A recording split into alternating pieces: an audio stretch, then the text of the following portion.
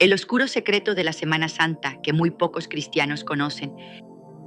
¿Estás listo para descubrir una verdad impactante que podría transformar por completo la manera en que ves una de las celebraciones más sagradas del cristianismo? Hoy te invito a un viaje profundo y revelador a través de los orígenes ocultos de la Semana Santa, una festividad que millones de cristianos en todo el mundo observan con devoción y reverencia, pero cuyo trasfondo histórico y teológico permanece envuelto en sombras para la gran mayoría. Prepárate para explorar cómo antiguas prácticas paganas, intensas disputas teológicas y decisiones políticas de gran alcance moldearon lo que hoy conocemos como la Semana Santa. Este no es solo un relato histórico, es una oportunidad para reflexionar profundamente sobre tu fe y las tradiciones que la acompañan. Si valoras la verdad y estás dispuesto a mirar más allá de lo que siempre te han contado, no te despegues de estas palabras. Lo que estás a punto de descubrir podría estremecerte hasta lo más profundo de tu ser. Comencemos por el principio, por el núcleo mismo de lo que significa la Semana Santa. Esta celebración, tan arraigada en el corazón de la fe cristiana, conmemora los eventos más trascendentales de la vida de Jesucristo, su pasión, su muerte en la cruz y su gloriosa resurrección. Es un tiempo de introspección, oración y alabanza, un momento para recordar el sacrificio supremo que cambió el curso de la humanidad. Pero aquí está la pregunta que pocos se atreven a hacer. ¿De dónde viene realmente esta festividad? ¿Es posible que sus raíces se hundan en terrenos mucho más antiguos y oscuros de lo que la mayoría imagina? Sí, has leído bien. Antes de que la Semana Santa fuera la celebración cristiana que conocemos, existían rituales y festividades paganas que compartían similitudes asombrosas con las prácticas que hoy consideramos sagradas. Antes de continuar, te invitamos a darle me gusta a este video para que YouTube lo recomiende a más personas y así puedan aprender más de la palabra de Dios. Y si no te has suscrito, hazlo ahora, es gratis, y activa la campanita para que no te pierdas los próximos contenidos. Continuemos.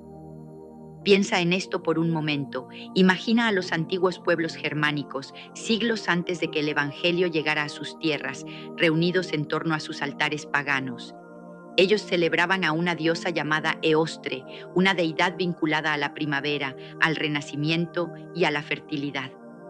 Su nombre, Eostre, no te resultará indiferente si consideras que en inglés la palabra para Pascua es Easter. ¿Coincidencia? No lo creo. Estos pueblos marcaban el equinoccio de primavera con festejos que honraban el despertar de la naturaleza tras el duro invierno. Y en esas celebraciones aparecían símbolos que te son familiares.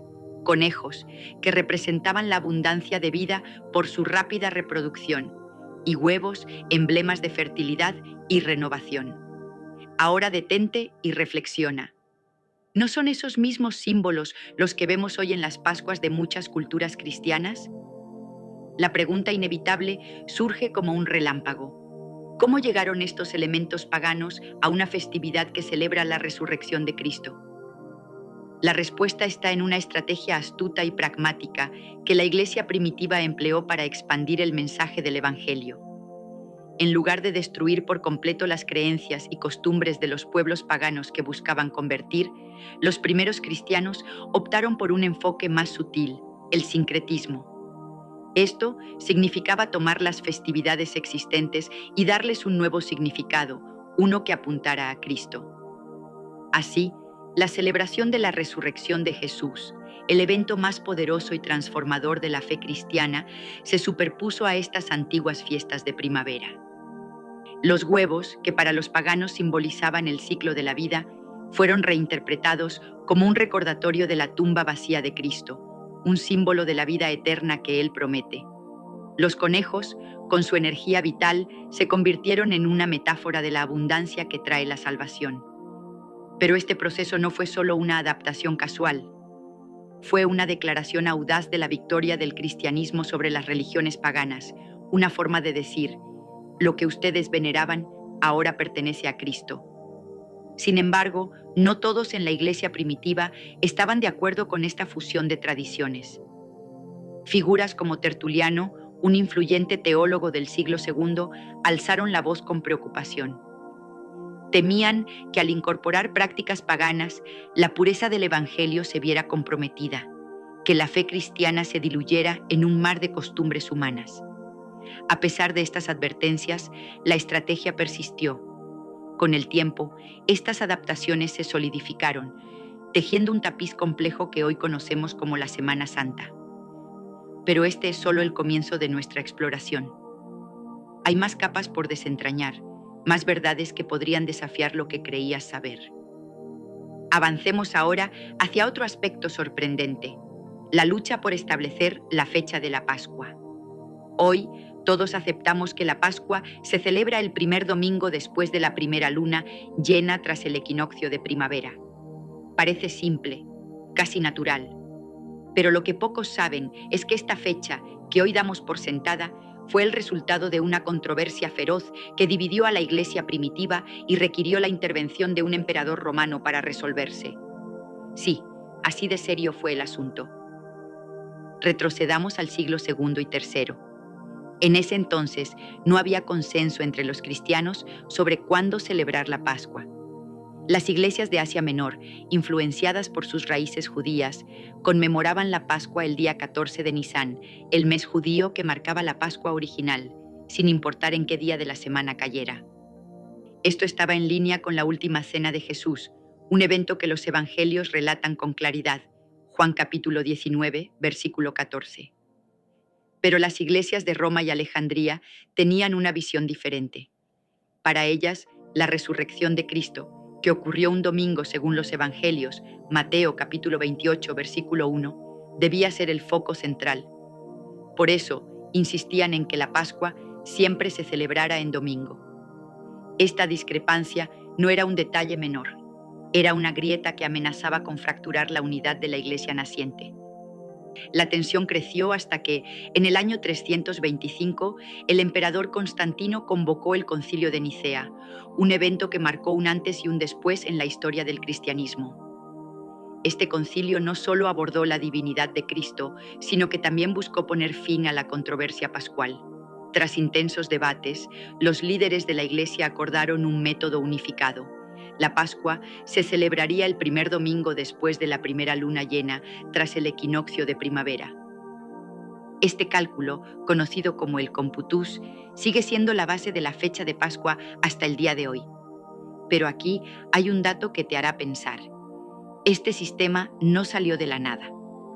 El equinoccio de primavera y la luna llena ya eran puntos clave en las festividades paganas que celebraban el renacimiento de la naturaleza. Al adoptar estos elementos, la Iglesia no solo resolvió una disputa interna, sino que también creó un puente con las culturas paganas, facilitando su integración al cristianismo. Pero la historia no termina ahí. Ahora adentrémonos en las prácticas específicas de la Semana Santa que podrían tener raíces más allá de la Biblia. Tomemos los huevos de Pascua, esos objetos coloridos que los niños buscan con entusiasmo. En muchas culturas antiguas, desde los egipcios hasta los romanos, los huevos eran símbolos poderosos de fertilidad y renacimiento. En el cristianismo, se convirtieron en un emblema de la resurrección, un recordatorio de la tumba vacía que las mujeres encontraron el domingo de Pascua, Lucas capítulo 24, versículo 3. Pero su uso práctico también tiene una historia fascinante. Durante la Cuaresma, los cristianos se abstenían de comer huevos como parte de su ayuno. Cuando llegaba la Pascua, los huevos acumulados se convertían en un signo de alegría y se decoraban para celebrar la resurrección. Sin embargo, la costumbre de pintarlos tiene ecos en los rituales paganos, donde los huevos decorados se ofrecían a las deidades de la primavera.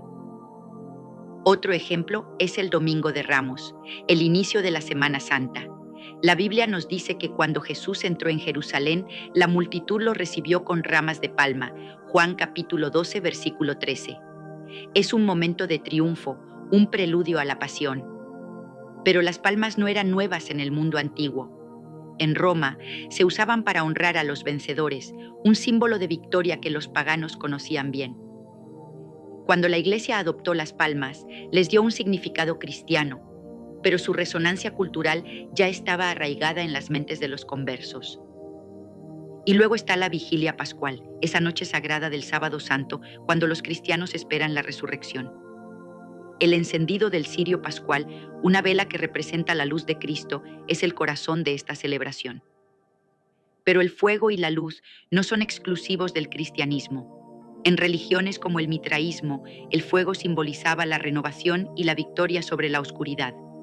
¿Es posible que la Iglesia tomara este elemento para conectar con los paganos que se convertían? Es una pregunta que no podemos ignorar. Ahora llegamos al núcleo de nuestra fe. ¿Qué dice la Biblia sobre todo esto? Los evangelios nos dan un relato claro y poderoso de la pasión y resurrección de Cristo. En 1 de Corintios capítulo 15, versículos 3 y 4, Pablo escribe: porque primeramente os he enseñado lo que asimismo recibí, que Cristo murió por nuestros pecados conforme a las Escrituras, y que fue sepultado y que resucitó al tercer día conforme a las Escrituras. Este es el fundamento inquebrantable de la fe cristiana. Pero la Biblia no dicta cómo debemos celebrar estos eventos. No hay instrucciones sobre fechas específicas ni rituales detallados. Eso dejó espacio para que la Iglesia, guiada por el Espíritu Santo y moldeada por la historia, desarrollara las tradiciones que hoy conocemos. Aquí surge una reflexión crítica. ¿Hasta dónde estas tradiciones reflejan la verdad bíblica? Algunos cristianos argumentan que la fe debe basarse solo en la Escritura, que las tradiciones humanas pueden desviarnos del Evangelio puro. Otros ven en ellas una forma de enriquecer nuestra conexión con Dios y con la historia de la Iglesia. Billy Graham, el gran evangelista, nos ofrece una guía en este punto. Él dijo una vez: la resurrección de Jesucristo es el hecho central de la fe cristiana. Sin ella, no tendríamos esperanza de vida eterna. Su mensaje nos recuerda que, más allá de las tradiciones, lo que importa es Cristo resucitado. Entonces, ¿qué hacemos con todo esto? La Semana Santa tiene raíces que se entrelazan con prácticas paganas y decisiones humanas. Eso es un hecho histórico. Pero también es una oportunidad para mirar más allá de los rituales y centrarnos en lo que realmente importa: el sacrificio de Jesús y la victoria de su resurrección. La Biblia nos llama a examinar todo y retener lo bueno. Primera de Tesalonicenses, capítulo 5, versículo 21. Así que te dejo con esta pregunta: ¿cómo vivirás la Semana Santa a partir de ahora?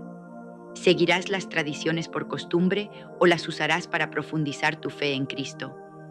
La decisión es tuya, pero la verdad ya no está oculta. Que esta revelación te inspire a buscar a Dios con todo tu corazón.